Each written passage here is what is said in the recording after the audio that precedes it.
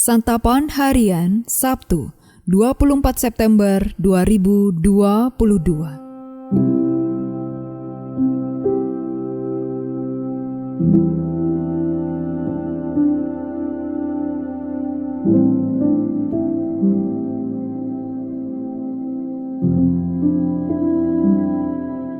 Inilah program Santapan Harian, sebuah program yang mengajak Anda menelusuri isi Alkitab, agar Anda menemukan makna firman Tuhan sesuai dengan konteksnya. Santapan Harian tertuju bagi Anda yang ingin memiliki kehidupan rohani yang segar, kuat, dan sigap.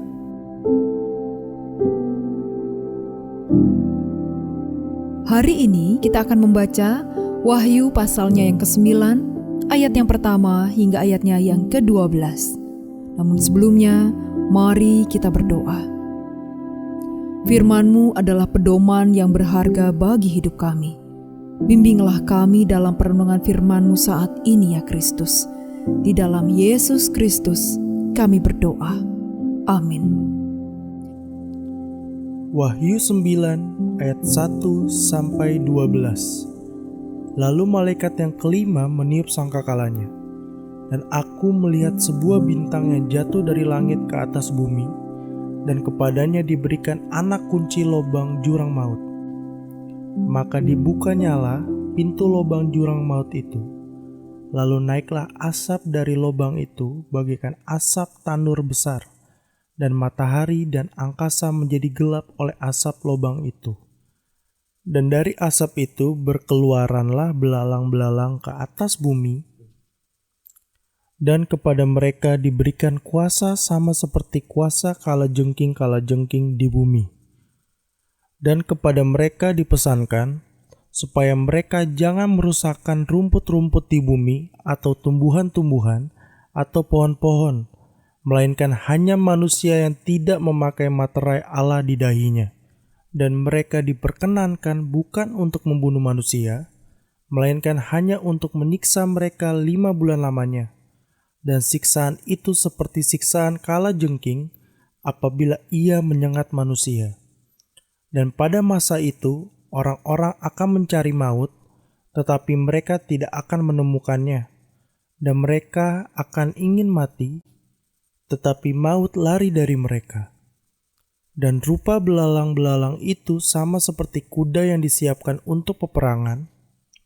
Dan di atas kepala mereka ada sesuatu yang menyerupai mahkota emas, dan muka mereka sama seperti muka manusia, dan rambut mereka sama seperti rambut perempuan, dan gigi mereka sama seperti gigi singa, dan dada mereka sama seperti baju zirah, dan bunyi sayap mereka bagaikan bunyi kereta-kereta yang ditarik banyak kuda yang sedang lari ke medan peperangan.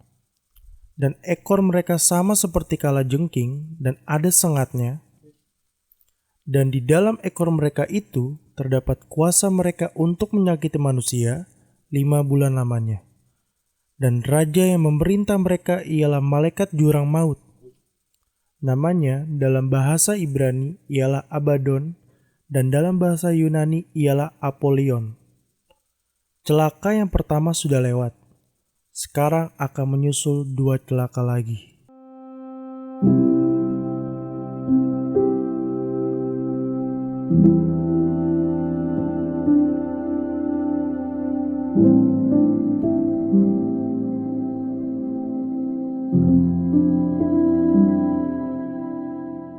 Sahabat Santapan Harian, Kitab Wahyu berbicara soal kengerian hukuman Tuhan yang menyertai bunyi sangkakala perang.